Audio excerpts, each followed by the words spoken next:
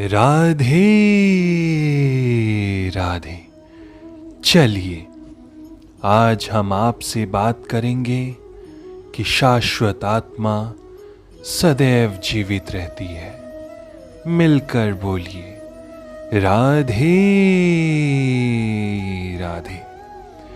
वैदिक कोश निरुक्ति के अनुसार सांख्य का अर्थ है विस्तार से वस्तुओं का वर्णन करने वाला, तथा सांख्य उस दर्शन के लिए प्रयुक्त मिलता है जो आत्मा की वास्तविक प्रकृति का वर्णन करता है।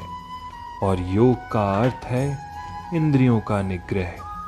अर्जुन का युद्ध न करने का प्रस्ताव इंद्रिय तृप्ति पर आधारित था।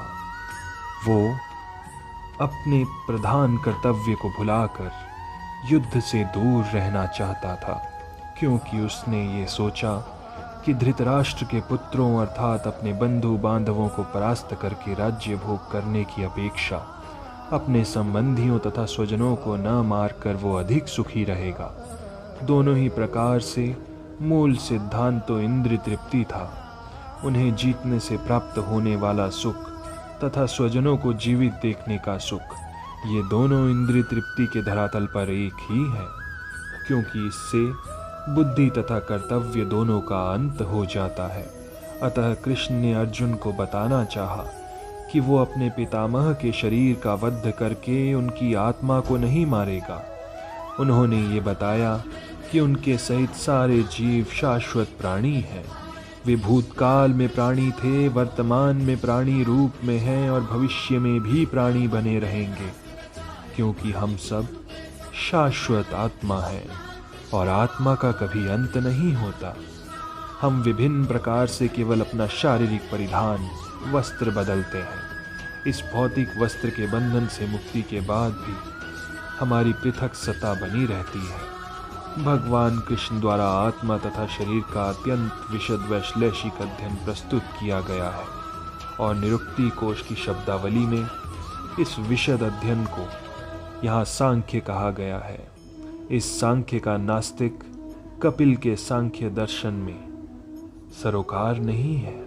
इस नास्तिक कपिल के सांख्य दर्शन से बहुत पहले भगवान कृष्ण के अवतार भगवान कपिल ने अपनी माता देवहूति के समक्ष श्रीमद् भागवत के वास्तविक सांख्य दर्शन पर प्रवचन किया था और उन्होंने स्पष्ट किया था कि पुरुष या परमेश्वर क्रियाशील है।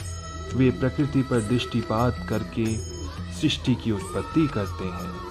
इसको वेदों ने तथा गीता ने स्वीकार किया है। वेदों में वर्णन मिलता है कि भगवान ने प्रकृति पर दृष्टिपात किया और उसमें आणविक जीवात्माएं प्रविष्ट कर दी। ये सारे जीव भौतिक जगत में इंद्रिय तृप्ति के लिए कर्म करते हैं और माया के वशीभूत होकर अपने को भोक्ता मानते हैं। इस मानसिकता की चरम सीमा भगवान के साथ सायुज्य प्राप्त करना है। ये माया अथवा इंद्रिय तृप्ति जन्य मोह का अंतिम पाश है और अनेकानेक जन्मों तक इस तरह इंद्रिय तृप्ति करते हुए कोई महात्मा भगवान कृष्ण यानी वासुदेव की शरण में जाता है, जिससे परम सत्य की खोज पूरी होती है। मिलकर बोलिए राधे राधे राधे राधे।